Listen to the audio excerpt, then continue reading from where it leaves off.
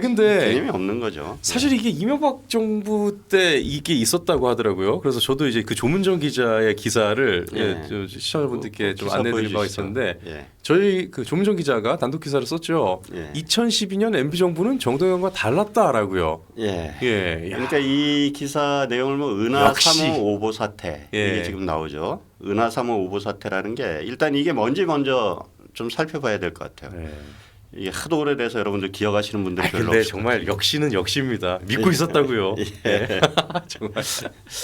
그 이명박 정부 때죠. 2012년 12월 초에 북한이 이제 장거리 로켓 은하 3호를 발사하겠다고 예고를 했어요. 네. 이게 이때가 언제냐면은 제 18대 대선이 있었던 때예요. 아 박근혜 대통령. 예, 2012년 12월 25일에 18대 대선이 있었죠. 예. 근데 이 대선을 앞두고 이제 북한이 대형 도발을 예고를 한 겁니다. 뭐 얘들 선거 때마다 이러죠. 그렇죠, 그렇죠. 예. 그래서 이제 국제사회에서는 이제 긴장이 고조되고 한국과 미국도 이제 아주 그 양국의 정보 자산을 총동원해서 북한의 이 미사일 발사 징후를 감시하고 있었어요. 네. 예. 그리고 뭐 물론 북한도 그 은하 3호 발사가 국제사회로부터 주목받고 있다는 사실을 아주 잘 알고 있었죠. 그렇겠죠. 그런데 이제 이때 북한이 제가 볼 때는 좀 이 머리를 쓴 것 같아요. 이 대선 정국을 좀 뒤흔들 네. 기만 작전을 좀 이렇게 써야겠다. 기만 작전이요? 예. 속인다라는 얘기. 예. 뭔데요? 얘들이 무슨 짓을 했냐면은 예. 당초 이제 북한은 은하 3호를 2012년 12월 22일 전에 발사하겠다고 발표했어요. 22일을 기한으로 잡고 그 전까지 발사를 하겠다. 25일이 대선이에요. 네. 대선 전에 발사하겠다는 거죠. 이렇게 발표를 했어요. 그리고 이제 보란 듯이 이제 12월 초부터 로켓을 발사대에 장착해 갖고 발사 준비를 했어요. 다음 그림 보여주세요. 이제 이게 사진까지, 발사대구나. 사진까지 저렇게 딱 공개를 하고 해병대 레펠타워 같이 생겼네. 저렇게 이제 한 거예요. 예. 그러니까 이제 얘들이 발사하는구나 해갖고 한국이나 미국 국제사회가 çok 긴장해갖고 이걸 감시하고 있었죠. 당시 저 사진이 공개됐던 거예요? 예, 그렇죠. 은하 3이 적혀 있네요. 네, 은하 3호예요. 예. 오. 근데 2012년 12월 11일에 예. 북한이 갑자기 은하 3호의 그 하단 부분 로켓 부분 있죠. 예. 그거를 분리해요. 분해를 해요. 뭐 안 쏘겠다는 얘기인가요? 분해해갖고 트레일러에 실어갖고 인근 조립동으로 옮겨가요. 예. 조립동으로 옮겨가고 그러면서 북한이 뭐라 하냐면 발사 시한을 원래 22일까지 발사하겠다 그랬잖아요. 예. 근데 발사 시한을 29일로 연기한다고 발표를 해버립니다. 예? 그리고 이제 저걸 보란 듯이 이제 그 자기들이 그 미사일 뜯는 네. 그 가림막을 원래는 다 설치하거든요. 예, 그것도 다 그쵸. 공개를 해버려요. 그럼 진짜 발사 직전 아니 그러니까 분위기로? 이제 해체하는 거를. 해체하는 걸 보여준다고요? 해체하는 거를. 그래갖고 예. 발사 시한도 연기한다 그러고 예. 그다음에 미사일을 해체해갖고 그거를 다시 공장으로 들여보내는 거예요. 예. 그리고 그 모습을 이제 가림막도 다 하고 다 그냥 다 보이게 이렇게 하고 그 짓을 하니까 이제 우리 국방부에서 북한이 이제 장거리 로켓을 해체하는 동향이 포착됐다라고 발표를 합니다. 발표를 했어요? 예. 네. 실제로 이제 해체. 왜냐면 저희 그 기사에서는 뭐 예. 청와대 고위 관계자의 전원으로 막 언론에 떴다고. 국방부에서 예. 발표한 거예요. 국방부에서 이제 북한의 장거리 로켓을 해체하는 동향이 포착됐다라고 발표를 합니다. 예. 그리고 이렇게 되니까 이를 두고 국내 언론들이 이제 북한의 발사 연기 또는 철회 신호로 해석된다고 보도를 한 거예요. 예. 그리고 이제 그 청와대 얘기는 뭐냐면은 뭐 이러니까 청와대에 전화를 하니까 이제 공식적으로 발표한 게 아니라 청와대 고위 관계자 중에 한 사람이 이게 좀 발사를 철회하는 거나 연기하는 려고 하는 게 아니냐 뭐 이런 의견을 기자한테 냈겠죠. 근데 그게 이제 그런 각 내용들이 이제 막 퍼진 보도가 거군요. 되기 시작한 거예요. 예. 그래갖고 은하 3호의 기기적 결함이 발생해서 발사를 포기한 거라는 전망까지도 막 나오고 그랬어요. 네. 떠들썩했는데 이렇게 해놓고는 그래서 한국에서 이런 기사가 딱 들끓고 있는데 10일 날 그 다음 날 새벽부터 갑자기 북한이 은하 3호를 다시 이제 이 분리된 부품이나 이 부위를 발사대에 다시 장착을 해요. 이거를 당시에는 이명박 정부 때는 한미 정보 공유가 최고조에 달했을 때거든요. 네, 그렇겠죠. 그러니까 이게 미국의 위성으로 이 감시한 이 내용이 실시간으로 공유되고 있었어요. 새벽에 딱 보니까 얘들이 발사 준비를 하고 있는 거예요. 예? 그러니까 이제 이 청와대라든가 이 정부 내부에서 얘들이 발사할 모양이다. 예. 예? 이게 기사가 잘못 나갔다. 예. 그래갖고 이거 지금이라도 빨리 언론에다가 알려갖고 네. 지금 다시 북한이 미사일을 발사하려고 그런다라고 그 사실을 공표를 해야 된다. 예. 이렇게 주장하고 나선 거예요. 발사형이나 철회가 아니라 지금 발사 준비를 하고 있다. 네. 이 사실을 이제 그러니까 보도 내용을 수정하는 이거를 알려야 된다. 네. 이게 그렇게 한 거예요. 네. 뭐 그럴 수밖에. 그러니까 사실 일리가 있는 말이죠.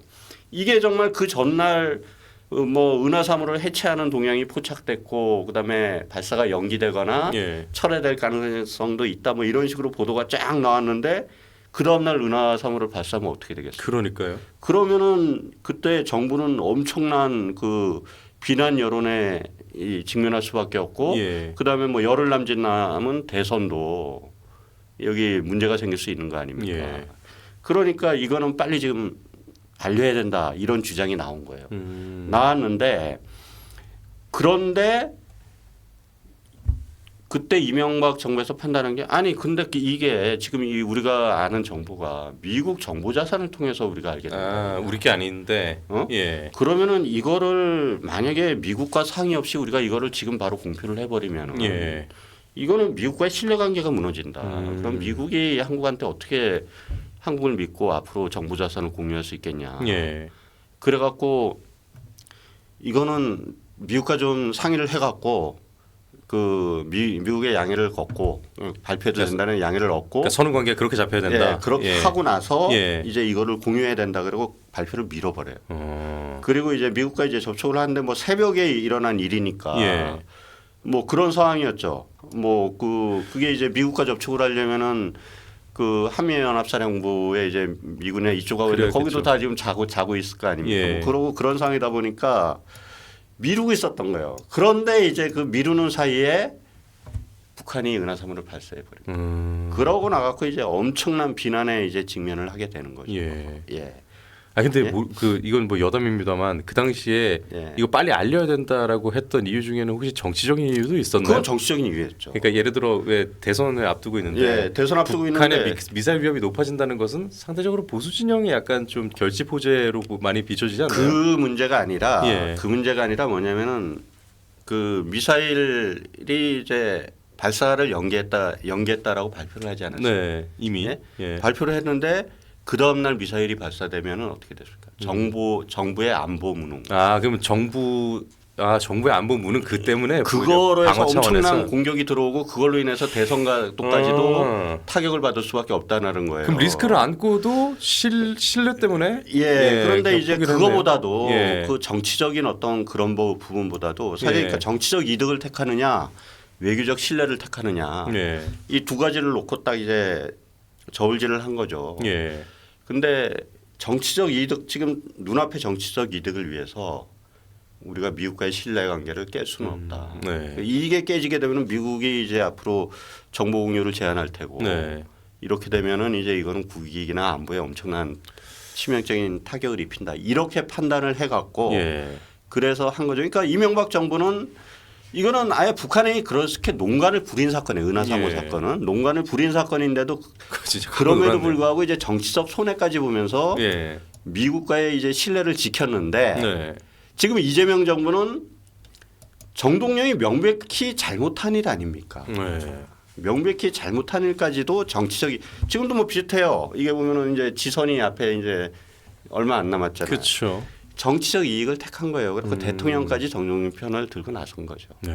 그러니까 아까 그 조금 전에 보여드렸던 그 기사의 취지가 예. 요지가 바로 그런 내용입니다. 그러니까 이명박 정부와 이제 이 이재명 정부는 달랐다. 근데 이명박 정부 임기 초에 예. 그때 미국으로부터 정보 제안을 받았다라는 얘기가 좀 있던데요. 정보 제안을 받은 게 아니라 예. 노무현 정부 때까지 미국이 한국에 정보를 제안했어요. 근데 그걸 풀어준 거죠. 그러니까 노무현 정부 때 제안에 맞았는데, 왜냐면 이게 지금 좌파 성향으로 보이는 사람들이 이제 온라인에서 그런 얘기를 많이 좀 하더라고요. 그거는 예. MB도 맞았다, 뭐 이러면서 막. 새빨간 거짓말. 그러니까 노무현 정부 때 맞은 게 임기 초에 그러니까 이어져 있다가 풀어준 거죠. 그러니까 이명박 이게 정부 들어오면서 이제 풀었다 예. 이거죠. 그 이야기를 제가 좀 드리면은 예. 뭐 여러분들 뭐 외교는 피도 눈물도 없고 오로지 자국의 이익을 위해서 움직인다 뭐 이런 말 많이 듣잖아요. 많이 듣죠. 물론 그런 면도 있어요. 네. 근데 그거보다도 중요한 게 정상 간의 신뢰관계예요. 이거 저도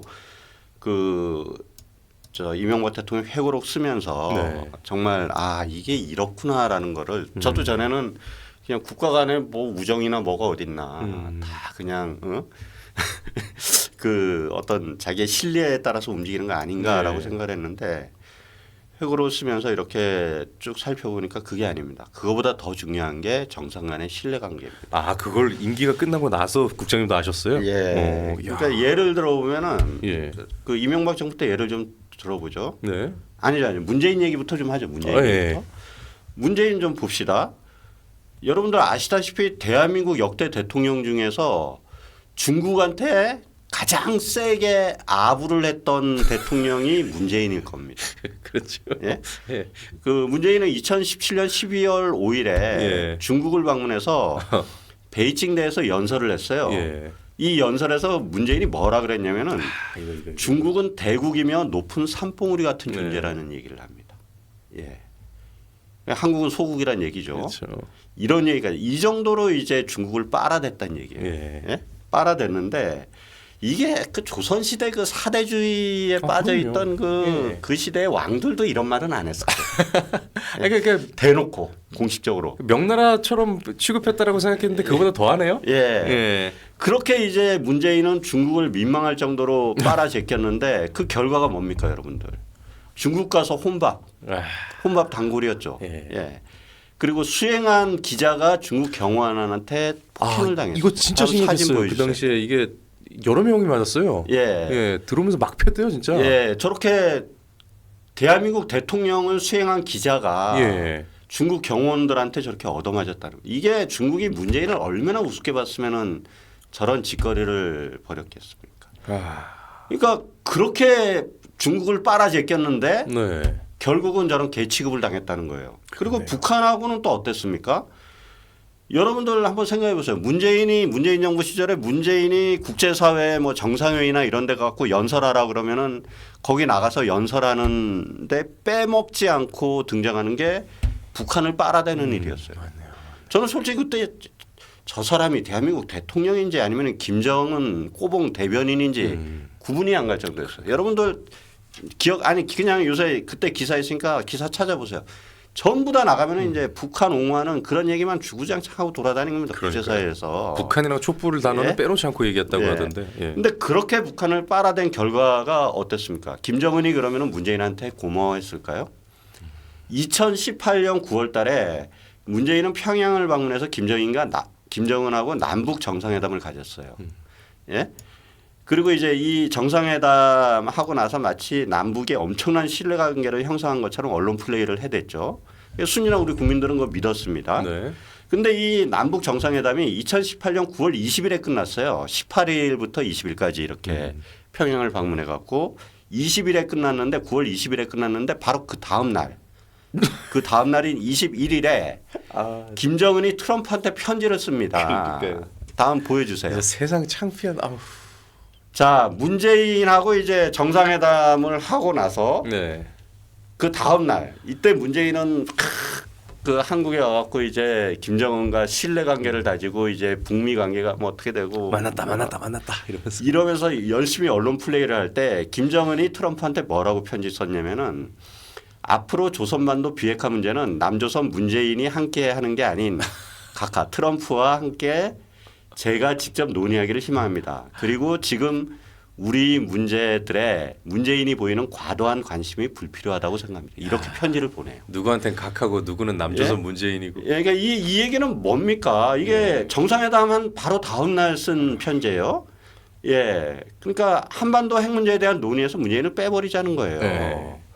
그 문재인이 거기에 관심 갖는데 주제도 모르고 관심을 갖는 거다. 그러니까요. 걔가 왜 저렇게 날치고 설치냐. 그러니까 어디서 자꾸 냄비 뚜껑 들고 와서 조수석에 앉아서 자꾸 이렇게 돌리고 있으니까 운전자라고.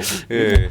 그냥 주제도 모르고 나대고 설치는데 쟤 빼고 우리 네. 둘이 얘기하자. 그러니까요. 이 얘기를 트럼프한테 한 겁니다. 어이없었을 네, 거예요. 그러니까 이게 그렇게 북한을 빨아댄 결과, 문재인이 그렇게 북한을 주구장창 빨아댄 결과가 이렇다는 얘기입니다. 예. 뭐 그 이외에도 우리 시청자 여러분들 많이 보셨겠지만 제가 이 동영상 그냥 준비하려다가 안 했는데 국제사회에만 가면은 왕따가 돼가 혼자서 몰빵 써 있고 예. 예? 온갖 정상들로부터 멸시와 외면, 천대를 받지 않았습니까? 정말 그런 사진이나 동영상들이 지금도 이제 유튜브 좀만 찾아보면 널려 있어요. 사실 너무 많죠 그런 거. 말 그대로 예. 국제 찐따 수준이었죠. 예. 그 통역사가 같이 따라갔는데 할 일이 없어가지고 예. 같이 서 있고. 근데 왜 이렇게 됐겠습니까? 왜? 이게 바로 뭐냐면 문재인이 외교를 정치에 이용했기 때문입니다. 그러니까 예를 들어서 문재인 같은 경우에 어땠냐면은 외국 정상과 비공개 회담을 가져요. 예. 그러면은 딱 한국에 돌아오자마자 바로 기자회견을 열어갖고 비공개 회담에서 있었던 얘기를 다 털어놓어요. 야. 예?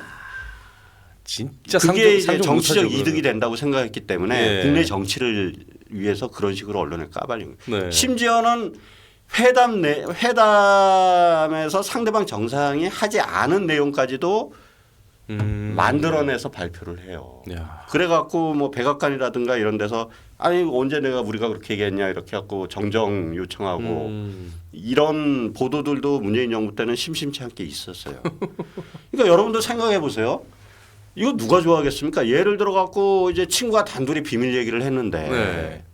자기 비밀도 털어놓고 비밀 얘기했는데 그 다음날 학교를 갔더니 반 학생 전부가 그 사실을 다 알고 있어요. 거기다가 내가 하지 않은 말까지 살이 붙어갖고 얘기가 떠들고 있어요. 그러면 그 친구 사람 취급하겠습니까? 빨리 끊어야 돼요. 그런 당장 사람은. 네. 손절하죠. 예, 그렇죠. 손절하고 이제 그 다음엔 사람 취급도 안 하고 아예 접근도 안 하죠. 네. 문재인의 행태가 바로 이런 거였다는 거예요. 실제로 보면은 국제사회에서 한 정상이 10명 정도 있다 그러면 한 2명, 3명 정도가 이런 짓거리를 해요. 세계 국가 뭐 다른 나라에도 이런 놈들이 좀 있어요. 그 중에 하나가 근데 그 중에 최고가 이제 문재인이죠. 그 중에 최고가. 근데 그 보면은 제가 예전에 이렇게 회고록 쓰면서 예. 그 국제사회 관계를 보면은 그런 짓거리를 하는 정상들은 100% 국제사회 정상들 사이에서 왕따를 당해요. 사람 취급을 안 해요, 아예. 네. 예? 사람 취급을 안 하는 거예요. 야, 그러니까 그 국가 때문이 아니라 그 정상 때문에 정상 때문에 그렇게 그 되는 나라와 거죠. 수교나 이런 예? 게 문제가 되는 거라는 거잖아요. 그러니까 외교가. 문재인이 국제사회에서 왕따를 당한 게 예. 바로 그렇게 그 외교를 정치에 이용해 갖고 예. 그런 식으로 언론 플레이하고 이짓거리를 하니까 그러니까 이제 그런 식으로 왕따를 당한 겁니다.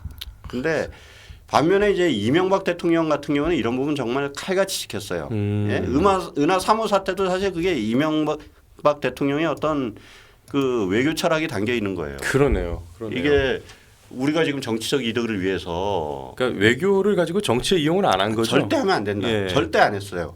수많은 그 임기 동안에 수많은 가짜 뉴스와 비난과 이런 거에 시달리면서도 절대 얘기를 안 했어요. 한 가지 예를 들면은 그 이런 일이 있어요. 이명박 대통령이 취임하고 중국을 방문했어요. 예? 근데 당시 이제 중국 국가주석이 후진타오였어요. 근데 후진타오가 이제 그러니까 중국이 이 정상회담을 하기 전에 그 자꾸 중국이 우리 정부한테 주한미군 철수 문제를 거론을 한 거예요. 네. 거론을 했죠. 예.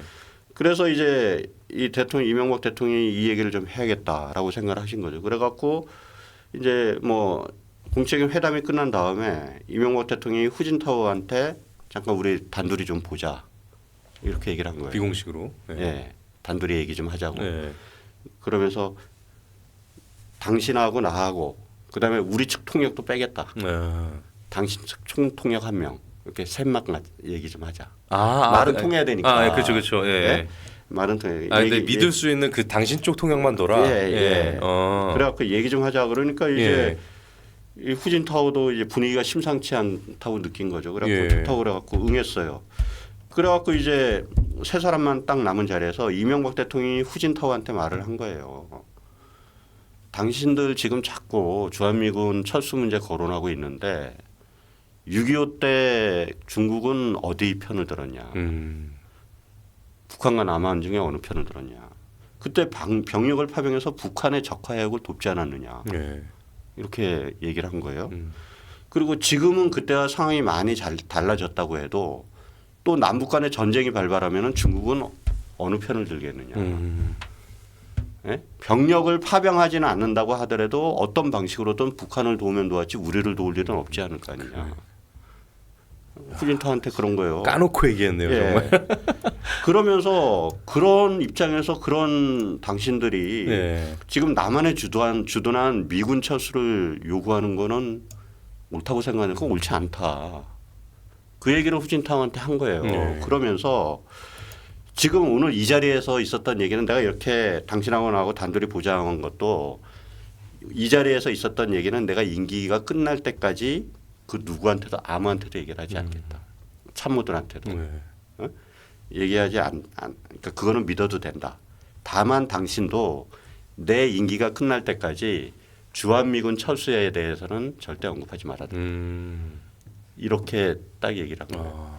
그러니까 후진타오가 알겠다고 했어요. 예. 그 이후로 이제 이명박 정부 때는 더 이상 중국은 주한미군 철수 문제를 거론하지 않았어요. 예. 그리고 물론 이명박 대통령도 재임 중에 그리고 또 이게 본인 재임 중뿐만이 아니라 후진타오 임기 만료될 때까지도 네. 그 이야기를 누구한테도 하지 않았습니다. 예, 저도 그 이후에 들은 얘기. 그러니까요. 나중에 훨씬 나중에. 예, 뭐 이렇게 이제 신뢰를 지키는 거예요. 또 한 가지 말씀드리면은 그 여러분들 기억하실지 모르겠지만 이명박 대통령 재임 중에 이명박 대통령이 뭐 남북 정상회담을 하기 위해서 이제 북한한테 굴종적이다. 이런 가짜 뉴스가 엄청 많이 퍼졌었어요. 근데 이거 제가 이게 좌파 진영에서 이런 얘기가 나온 게 아니라 우파 진영에서 이런 얘기들이 많이. 왜 그랬을까요? 그러니까 그때 모르겠어요. 저 친박 쪽 이쪽 사람들이 그런 것 같아요. 그러니까 이게 그 경선 과정에서 이게 좀 앙금이 남아가지고 친박 쪽 사실 그 사람들은 이명박 대통령 찍지도 않았어요. 뭐 그랬겠죠. 예, 그 이해창 찍었습니다. 이해창. 예. 그래서 이해창 득표율이 10%가 넘게 나왔을 거예요. 예.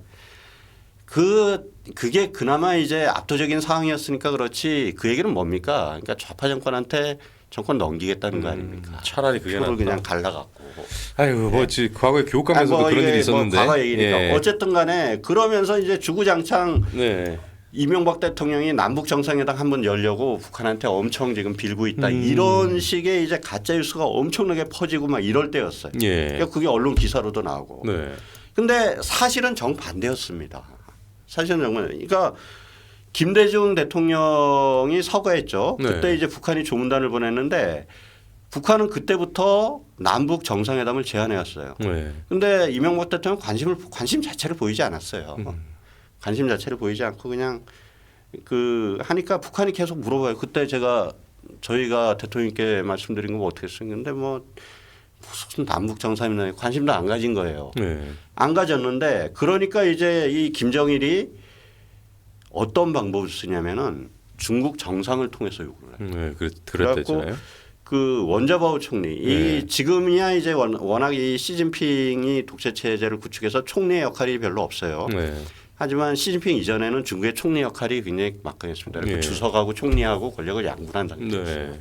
그래갖고 이제 총리도 그 정상이라고 부르는데 중국 원자바오 총리를 통해서 아주 지속적으로 남북 정상회담을 제안을 해옵니다. 그러니까 세 차례 이야기를 원자바오가 2009년 10월 10일 그때 이제 베이징에서 한중일 정상회의가 열렸어요. 근데 요때 계기로 처음 이제 원자바오가 김정일이 남북 정상회담을 개최하고 싶어합니다. 네. 라는 김정일의 말을 원자바오가 전해요. 이명박 대통령한테. 그리고 2009년 10월 24일에는 또 태국에서 아세안 플러스 3 회의 정상회의가 열렸는데 이때 또 이명박 대통령을 만나서 원자바오가 또 얘기를 해요. 김정일이 그러는데 제가 엊그저께 김정일을 만났는데 대통령이 만나면 꼭 남북 정상회담 하자고 그 말씀을 꼭 전해달라 그러더라고요. 그 얘기를 또 하고 그다음에 2011년 5월 22일에는 이제 일본 도쿄에서 한중일 정상회의가 열렸는데 이때도 이제 원자바오가 제가 지금 여기서 회의 끝나고 가면은 지금 김정일이 중국에 와 있다. 그리고 김정일을 만날 예정인데 네. 김정일이 자기한테 꼭 그 대통령께 남북 정상회의 회담 얘기하고 대통령께서 뭐라고 말씀하시는지 그 답변을 들어서 자기한테 전달해 달라 그랬다. 원자바오가 이렇게 심부름 꾼 노릇을 한 거예요. 물론 이제 여기에는 중국도 이제 남북 관계가 좀 좋아지는 게 자기들도 유리한데 마침 김정일이 그렇게 아주 적극적으로 나서니까 도와주는 개념으로 이렇게 된 거죠. 그렇죠. 이렇게 해요. 근데 이 시기가 어떤 시기냐면은 이명박 대통령이 북한하고 남북 정상회담 한번 열려고 엄청 굴종적으로 지금 뭐 하고 있다라는 가짜 뉴스가 퍼지면서 정치적 공격을 당할 때였단 말이에요. 그러면은 상식적으로 생각할 때 어떻습니까?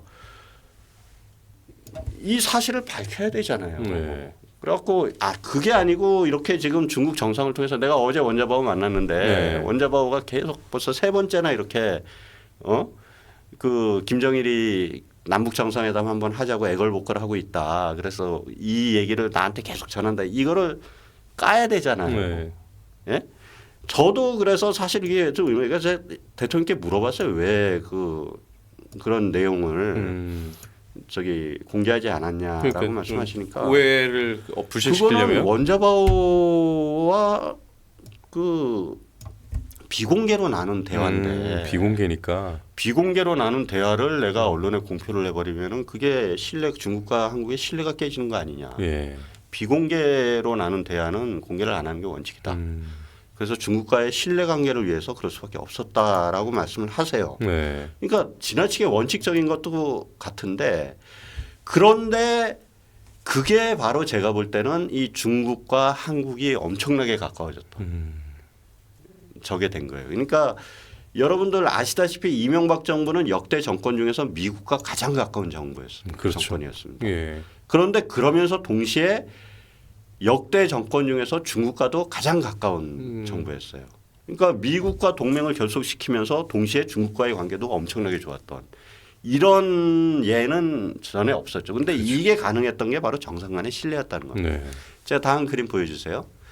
이게 이명박 대통령 임기 5년 동안 후진타오 중국 국가주석하고 정상회담한 겁니다. 11번을 했어요. 저렇게 많아요? 1년에 2번 이상을 한 거죠. 예. 그다음 거 보여주세요. 이거는 원자바오 총리하고 이제 정상회담. 아, 주석은 주석대로 총리는 총리대로. 예. 그러니까 이게 맡은 분야가 달라요. 예. 예.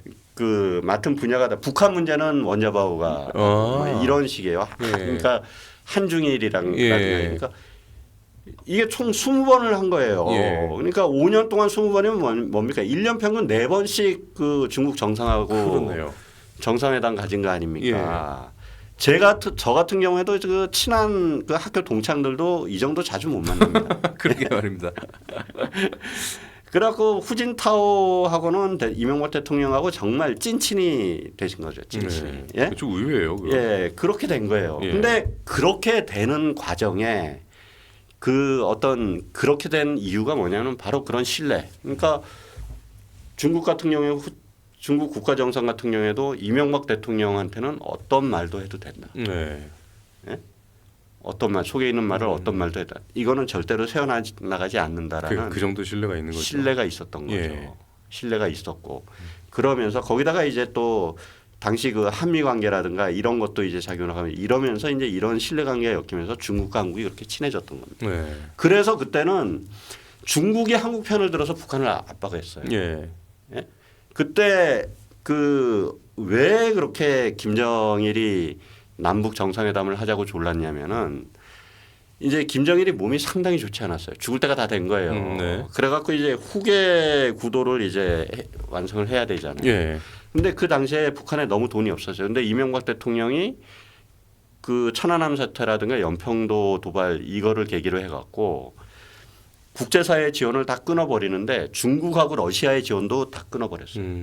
그때 북한 김정일보다 후진타오하고 더 친하셨고 예. 그다음에 러시아에는 메드베데프라고 네, 이제 그렇죠. 그때 대통령이 있었는데 메드베데프도 이명박 대통령하고 훨씬 친했어요. 어느 정도였냐면 김정일이 한번 그때 구걸하러 간 거죠. 러시아에 이제 좀 자기들 뭐 지원 좀 해달라고 구걸하고 갔다가 갔고 그 다음에 바로 이제 이명박 대통령이 그때가 아마 뭐 러시아에서 무슨 포럼인가 그런 게 있었을 거예요. 그래갖고 이제 그 메드베데프의 찐친이 이탈리아 대통령이었어요. 네.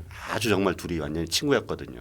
그러니까 메드베데프가 그 이탈리아 대통령하고 이명박 대통령은 두 분을 초청한 거예요. 포럼에다가.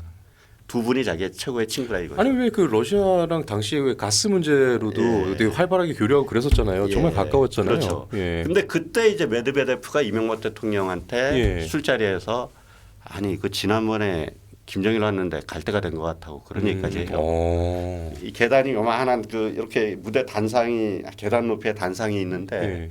그걸 못 올라가더라. 못 올라가더라. 그러니까 김정일이 갈 때가 된 것 같아. 이런 얘기까지 이명박 대통령한테 할 정도로 이야. 그 정도로 친했어요. 그 러시아하고 중국하고 그렇게 친하니까 예. 완벽한 압박이 이루어진 거죠. 그러네요. 완벽한 압박이 이루어지고 예. 그러면서 북한이 완전히 고립돼 갖고 그때는 정말 힘들었어요. 그러니까 이제 그때 김정일은 계속해서 그냥 남북 정상회담을 통해 갖고 좀 남한의 지원을 받아서 그때 돌파구를 마련하려고 남북 정상회담을 구걸을 했고 그런 네. 식으로 그때 또 그 상황에서 김정은이 이제 김정은을 주축으로 하는 권력이 분리가 된 거예요. 네. 북한 내부가 이미 이제 김정일이 그 정도 갈 때가 되니까 네. 그래서 장성택하고 얘들이 해갖고 네.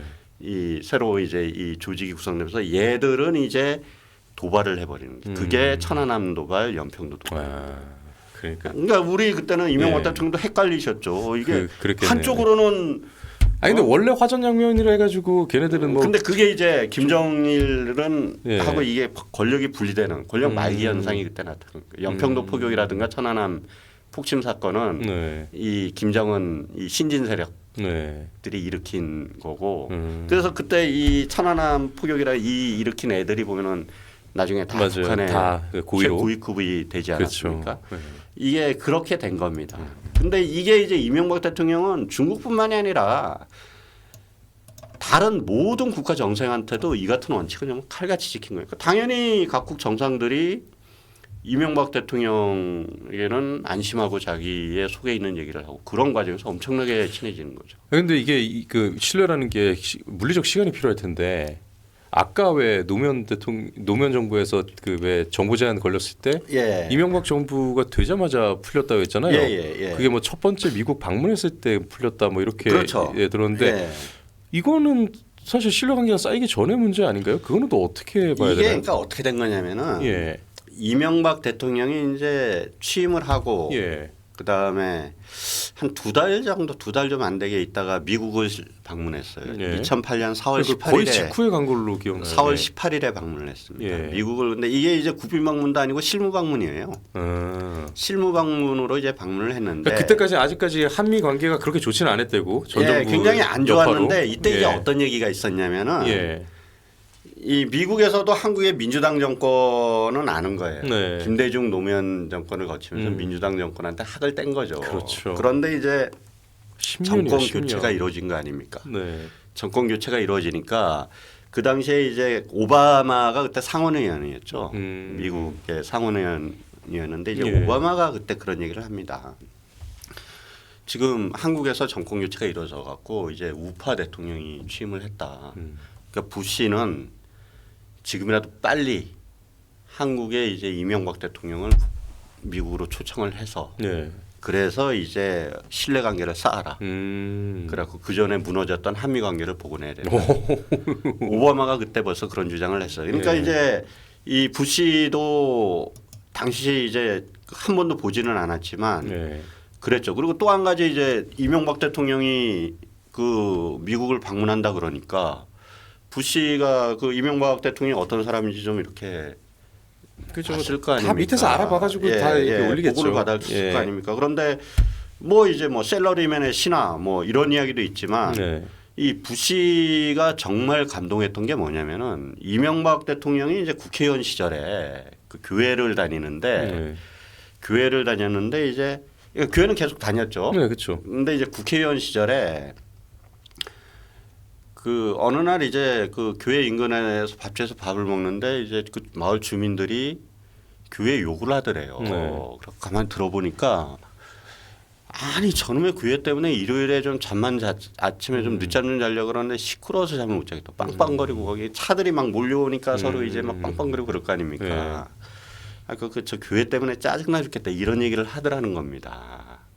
그러니까 이명박 대통령이 그때는 이명박 의원이었죠. 네. 이명박 의원이 야 이게 교회가 지역사회에 어떤 도움이 되고 신뢰를 얻어야 되는데 이건 안 되겠다 그래갖고 네.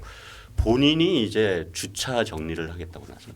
아 얘기 들었어요. 예, 그래갖고 이제 새벽 6시부터 일요일이면은 네. 일요일 날이 예배가 새벽 6시부터 시작된다 그래요. 네. 큰 교회는 대형- 6시, 대형 뭐 교회는. 8시 뭐 이렇게 네. 쭉 있다는 겁니다. 대형 교회들은 그러더라고요. 그래서 이제 그 6시부터 나가갖고 이제 주차 관리를 하겠다. 네. 라고 목사한테 얘기를 하니까 목사가 말리더래요. 목사님이 뭘 그런 걸 하시냐고. 네. 딱 했더니 목사님도 뭐 생각에 아유 뭐 얼마나 하시겠나. 그래갖고 그럼 한번 해보십시오. 그렇게 한 거예요. 금방 그만둘 줄 알았는데 그 주차 새벽 일요일 아침 6시마다 나가서 그 주차 관리를 3년 6개월 동안 하십니다. 야. 그리고 근데 그 일화를 부시가 들었던 거예요. 근데 부시는 여러분들도 아시다시피 엄청난 크리스찬입니다. 예. 뭐 집안 자체가 그러다 보니까 거기에 대해서 굉장히 이 나중에 부시가 회고록 쓰면서 이명박 대통령 그 일화를 썼어요. 자기 회고록에. 이명박 대통령 주차 관리한 얘기를. 야. 그 정도로 이제 감동이 깊었던 거예요. 그러니까 부시 대통령이 이제 그런 개인적인 어떤 기대도 있고 네. 더군다나 이제 한국의 우파 대통령이 취임을 하니까 환대를 했죠. 그래갖고 국빈 방문이 아니고 실무 방문인데도 영빈관에서 딱 이렇게 숙소를 마련해주고. 네, 누구는 영빈관 공사 중이라고 네. 인근 호텔로 가라 했는데. 예, 그리고 이제 그것뿐만이 아니라 한국 대통령 처음으로 예. 그 캠프 데이비드에 초대가 됐어요. 아 이때가 처음이었죠. 예, 이때가 처음이에요. 이게 미국 대통령 전용 별장인데 네. 보통 미국 대통령들이 캠프 데이비드로 초대하는 외국 정상은 그 정말 친한. 그래서 윤 대통령 그때 예. 이게 진짜 큰 힘이라고 그랬었잖아요. 예, 정말 친한. 그러니까 뭐 영국이나 뭐 네. 이런 이명박 대통령 전에는 그런 이제 외국 정상들만 했는데 네. 캠프 데이비드에 초대를 한 거예요. 예. 그래갖고 이제 이 캠프 데이비드를 가셨죠. 가셨는데 이제 헬기가 이렇게 이제 이명박 대통령이 헬기를 타고 그 저기 영부인하고 같이 두 분이 헬기를 타고 딱 내리니까 부시하고 로라가 이제 나온 거예요. 그래갖고 원래 계획은 그 골프 카트 있죠. 거기 헬기장에서 숙소까지 카트로 한 5분 정도 걸린대요. 그래갖고 부시가 운전하고 이명박 대통령이 옆에 앉고 그 뒤에 차는 로라가 운전하고 김윤홍 영부인 여사께서 옆에 앉고 이게 그때 이래서 카트 이제 운전이 한 5분 동안 이제 여기에 예. 숙소에 딱 가서 예. 도착을 하는 걸로 이제 이 일정이 끝나는 걸로 일단 예. 이 공식 환대 일정은 걸로 끝나는 걸로 돼 있었는데 그때 이명박 대통령이 부시가 이제 운전대를 잡으려고 하니까 대통령이 그거 내가 한번 해보겠습니다 운전 이렇게 한 거예요. 그러니까 이제 부시도 깜짝 놀라갖고 쳐다보더니 엄청 좋아하더래요. 막 박장대소를 하면서 엄청 좋아하면서 웃더니 그럼 한번 해보시라고. 그래갖고 이제 이명박 대통령이 운전대에 앉으니까 그러면은 운전을 하시니까 바로 숙소로 가지 말고 자기가 캠프 데이비드를 관광을 시켜주겠다. 가이드를. 예, 그래갖고 이제 이렇게 한 바퀴 도시면은 자기가 탁 설명을 해주겠다. 그래갖고 이제 김용희 여사는 뒷차 타 그때 로라가 운전하고요 뒷차에서는. 그리고 이제 한 바퀴를 돈 거예요. 뭐 여사님 말씀으로는 그때 엄청 불안했다 그래요. 이명박 대통령이 운전면허는 있지만 29살에 이사가 됐어요. 현대건설 이사가 되면서 그때 맞네. 운전기사가 딸렸어요. 그때부터. 자기가 핸들 잡을 일이 별로 없었으니까. 예, 그랬는데 이제 운전을 하시니까 불안했다고. 도랑으로라도 빠지기라도 하면 저 대참사인데. 근데 어쨌든 간에 그러면서 이제 그 한 1시간 남짓 캠프 데이비드를 돌아보는 그 단둘이 앉은 거예요. 통역사 한 명하고. 예? 뒤에 이제 통역사 한 명 타고 단둘이 앉은 상황에서 그 시간 동안에 이제 엄청나게 여러 얘기를 하면서 사실 그 모든 게 다 외교인데 그죠? 예, 그게 외교예요. 그게 다 기술이고. 근데 그 자리에서 이제 어떤 얘기가 나왔냐면은 부시가 이제 이명박 대통령한테 어떤 얘기를 하면은 미국은 이제 북한에 약속한 쌀을 지원할 것입니다 이런 얘기를 해요. 이게 무슨 얘기냐면은 그때 이제 북한이 심각한 식량 위기에 처해 있었어요. 네. 그래갖고 2007년 말에 미국은 이제 세계 식량 계획이라고 WFP라고 있어요. 예. WFP를 통해서 북한에 식량 50만 톤을 지원하기로 결정을 해요. 얘들이 다 굶어 죽고 있으니까. 예. 하는데 그래서 먼저 한 17만 톤 정도를 지원을 했어요. 네. 근데 지원을 하고 보니까 이 쌀들이 그 배고픈 북한 주민들한테 가는 게 아니에요. 안 가죠, 안 가죠. 다 군량미로 예. 빼돌려지는 거예요. 예. 그러니까 미국이 이제 지원을 딱 중단을 시켜버려요.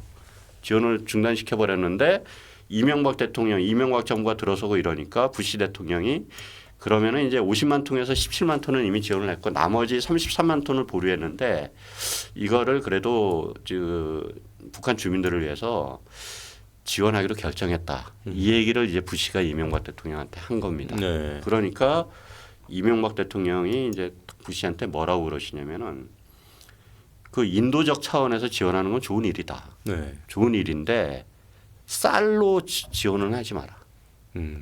왜냐하면은 저장성 때문입니다. 쌀은 비축이 가능해요. 오랫동안 보관이 몇 년 보관이 가능하잖아요. 맞아요. 비축이 가능하기 때문에 이 쌀을 북한한테 주면 이게 배고픈 주민한테 가지 않고 군량미로 그 비축이 그렇죠. 된다는 얘기죠. 그렇죠. 그러니까 이 장기간 보관이 힘든 옥수수나 밀로 지원을 하라. 아 밀도 밀도 이게 장기 보관이 좀 옥수수가 그런 건 알고 있었는데 예. 그걸로 지원하라고 예. 이렇게 제안을 하는 거예요. 빨리 부시한테. 없앨 수 있게. 예. 그러니까 이제 부시는 무릎을 탁 치면서 예. 거기까지 미처 생각 못했습니다.